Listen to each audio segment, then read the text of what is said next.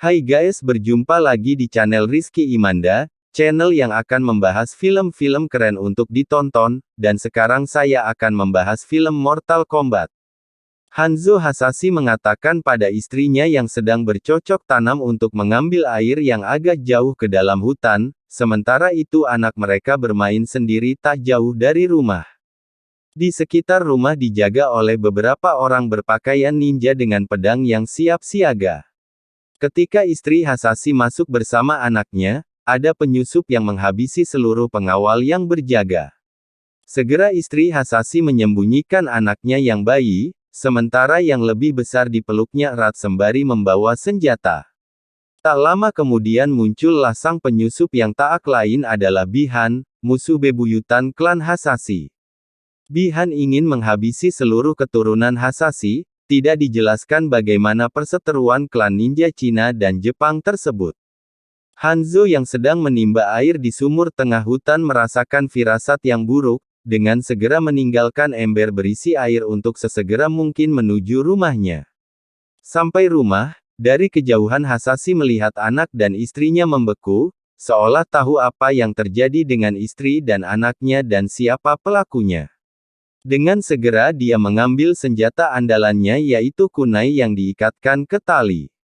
Segera ia berteriak memanggil nama Bi-Han, sambil satu persatu pasukan Bi-Han dihabisi. Hingga pertarungan antara Bi-Han dan Hasashi pun dimulai. Pertarungan dimenangkan Bi-Han dengan terbunuhnya Hasashi.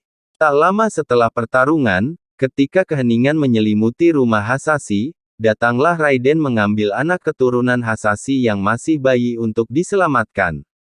Berabad-abad kemudian, sebuah laga MMA mendapat perhatian khusus dari Jax, seorang personel militer yang ditugaskan secara khusus pada laga MMA itu. Jax ditugaskan untuk memberi peringatan sekaligus menjalin komunikasi dengan salah satu petarung MMA tersebut yaitu Cole. Pertemuan Cole dan Jax tidak berlangsung mulus dan lancar, karena Cole menganggap Jax hanya orang yang kebetulan dijumpainya, sehingga apa yang dikatakan Jax seolah hanya lelucon. Malam itu, ketika Cole dan anaknya sedang makan malam di sebuah restoran, muncul keanehan, mendadak jalanan dan jendela membeku secara tiba-tiba, padahal tidak sedang musim dingin. Tiba-tiba serpihan es berterbangan kian membahayakan. Cole pun melihat di kejauhan seseorang atau sesuatu sedang mengendalikan es tersebut. Belum sempat Cole mendapat jawaban apa itu, muncul Jax dengan mobilnya. Selama perjalanan Jax menjelaskan apa yang terjadi, dan apa yang bisa dilakukan. Bahwa orang yang bertanda lahir berbentuk naga akan diburu oleh entitas dari dunia lain Outworld untuk dimusnahkan. Setelah kabur dari lokasi beberapa lama, mereka sampai pada gang sempit yang ternyata sudah dihadang oleh makhluk es tadi. Jax memerintahkan Cole menyelamatkan keluarganya dan menemui Sonya di sebuah gudang tua, sementara Jax coba untuk menghentikan manusia es. Jax masuk ke dalam sebuah pabrik untuk memburu manusia es, setelah berpapasan, pertarungan pun terjadi. Diketahui bahwa manusia tersebut adalah Bi-Han yang telah berubah menjadi Sub-Zero di Outworld. Jax kewalahan menghadapi Sub-Zero, alhasil Jax kehilangan kedua lengannya karena darah dan daging dan lengan dibekukan dan dihancurkan Sub-Zero. Sementara itu Cole berhasil mengamankan keluarganya dan menuju ke tempat Sonya seperti yang diminta Jax. Dari Sonya, Cole paham apa yang sedang terjadi. Bahwa dunia manusia secara turun-temurun mempersiapkan para petarung untuk mempertahankan kelangsungan peradaban dari ancaman para petarung Outworld. Orang yang bertanda tubuh seekor naga adalah mereka yang dipilih oleh bumi untuk meneruskan perjuangan. Di tengah obrolan, mereka disela oleh seseorang yang sedari tadi ternyata terborgol di sudut ruangan. Dia adalah Kano, seorang yang dikenal sebagai kriminal meski ia bertanda lahir naga.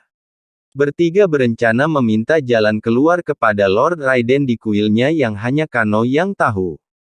Pertemuan mereka dengan Liu Kang dalam perjalanan, mengantarkannya ke kuil Raiden dan bertemu langsung dengan Raiden sendiri serta Kung Lao. Ternyata di sana juga ada Jax yang sedang menjalani perawatan pembuatan lengan palsu. Sementara para petarung bumi bergabung, para petarung Outworld pun disiapkan, antara lain Sub-Zero, Mileena, Nitara, Kabal, Reiko dan Goro dipimpin langsung oleh pemimpin Outworld yaitu Shang-Tsung. Sebenarnya Shang-Tsung ingin menghabisi langsung para petarung bumi tapi dihalangi oleh Raiden dengan membuat semacam perisai. Shang-Tsung merencanakan untuk menghabisi para petarung secepat mungkin dengan merobohkan perisai Raiden terlebih dahulu, dan satu-satunya cara adalah dengan membujuk Kano untuk berpihak pada mereka, melalui Kabal. Taktik berhasil, perisai Raiden runtuh karena dihancurkan Kano dari dalam. Pertarungan tak terelakkan, pada pertempuran ini, Nitara tewas di tangan Kung Lao yang kemudian juga tewas dihisap jiwanya oleh Shang-Tsung. Karena melihat petarungnya terdesak, Lord Raiden memutuskan menyelamatkan mereka dahulu. Kole yang sejatinya adalah keturunan dari Scorpion berhasil mengalahkan Goro. Dalam persembunyian tersebut, para petarung bumi berencana memecah belah para petarung Outworld dengan membagi lawan di tempat terpisah.